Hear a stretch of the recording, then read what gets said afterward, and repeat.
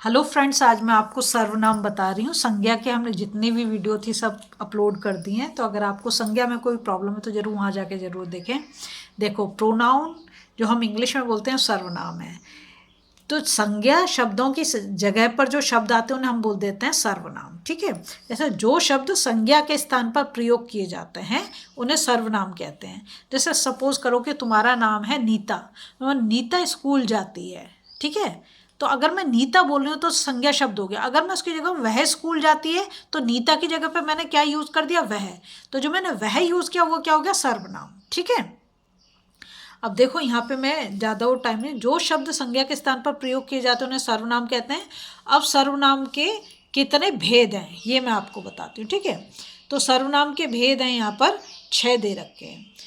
पुरुषवाचक सर्वनाम जिसे बोलते हैं पर्सनल प्रोनाउन, निश्चयवाचक सर्वनाम जिसे बोलते हैं डेमोन्स्ट्रेटिव प्रोनाउन, अनिश्चयवाचक सर्वनाम जिसे बोलते हैं इंडेफिनिट प्रोनाउन, प्रश्नवाचक सर्वनाम इंटेरोगेटिव प्रोनाउन, निजवाचक सर्वनाम रिफ्लेक्सिव प्रोनाउन, संबंधवाचक सर्वनाम रिलेटिव प्रोनाउन। ठीक है, ये सब इसके 6 क्या हैं, भेद हैं।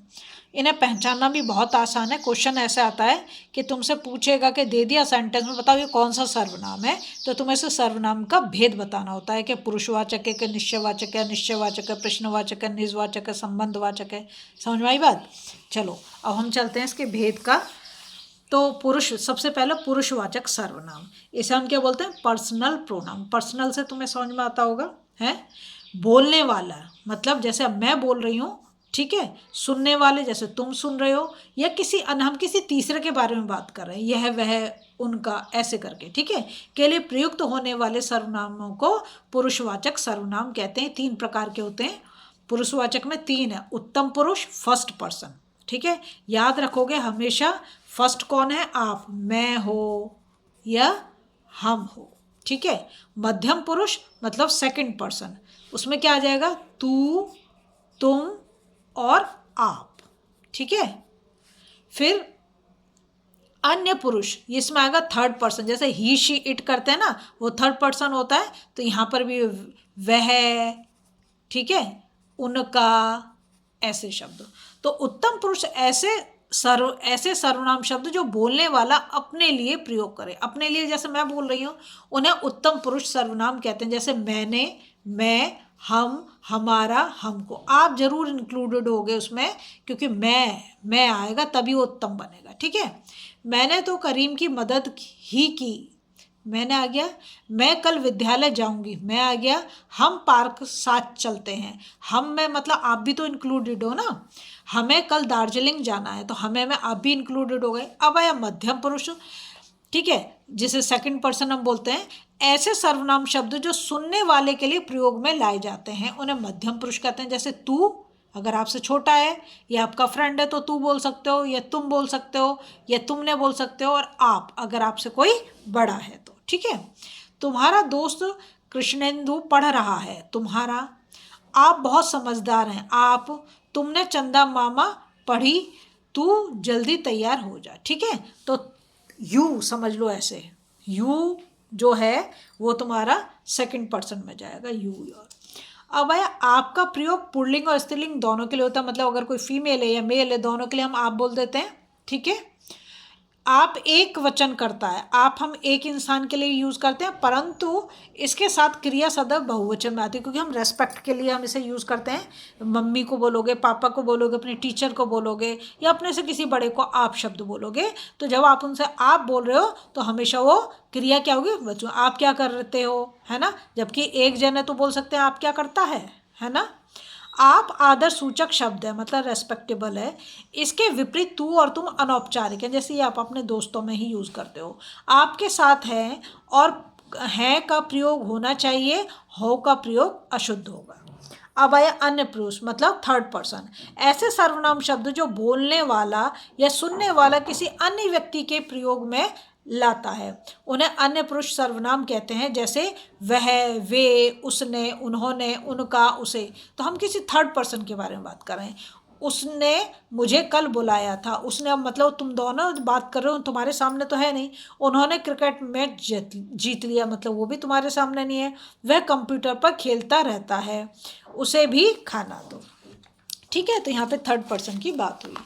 अब आता है सेकंड टाइप जो है निश्चयवाचक सर्वनाम। पहले था पुरुषवाचक, अब है निश्चयवाचक सर्वनाम।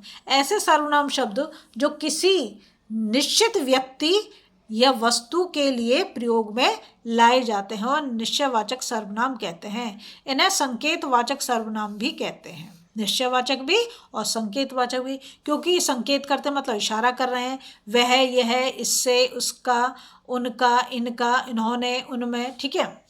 वह मेरा बैग नहीं विदिशा का है, इशारा कर रहा है कौन से वाले बैग की बात को, वह बैग, ठीक है। इसे संभाल कर रख दो, ये भी इशारा है ना।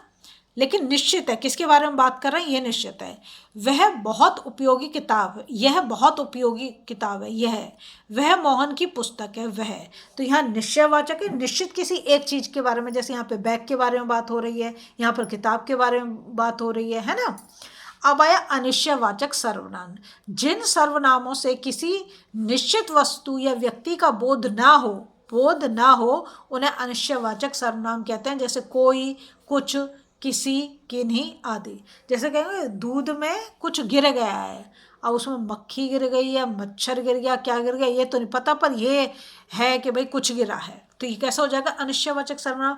या लिखा किसी का पेन नीचे पड़ा है, मतलब ये निश्चित नहीं है कि पेन किसका है, लेकिन ये तो निश्चित है कि वो नीचे पड़ा हो, तो अनिश्चयवाचक हो गया।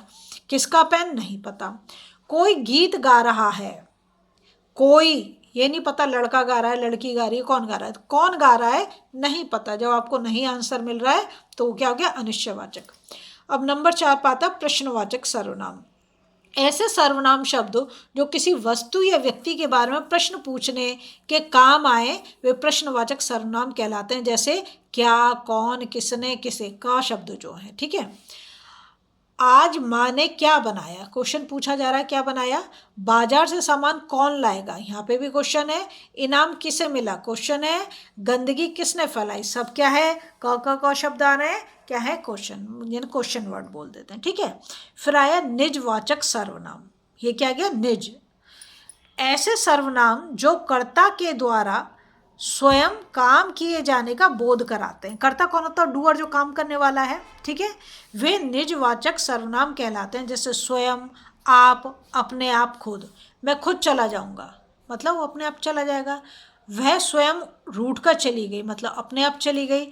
बच्चा अपने आप खड़ा हो गया, उसने भी सेल्फ काम किया है ना। अब आया संबंधवाचक सर्वनाम, ये लास्ट है। संबंध, जैसे तुम्हें पता चला रिलेशन। ऐसे सर्वनाम शब्द जिनसे वाक्य के दूसरे सर्वनाम शब्दों से संबंध स्थापित होता है उन्हें संबंधवाचक सर्वनाम कहते हैं। जैसे जो, वह, जो, सो, जैसा, वैसा। जैसा करोगे वैसा भरोगे, दोनों संबंध शो कर रहे हैं। जो मंदिर आया है वह प्रसाद पाएगा, जो, वह हो गया। जिसे इनाम मिला है वह मेरा भाई है, तो कौन मेरा भाई है, जिसे इनाम मिला। ये सब आपस में क्या कर रहे हैं, संबंध रख रहे हैं। अगर आपको वीडियो पसंद आ रही है प्लीज़ लाइक शेयर सब्सक्राइब कर दें, फॉलो जरूर करें।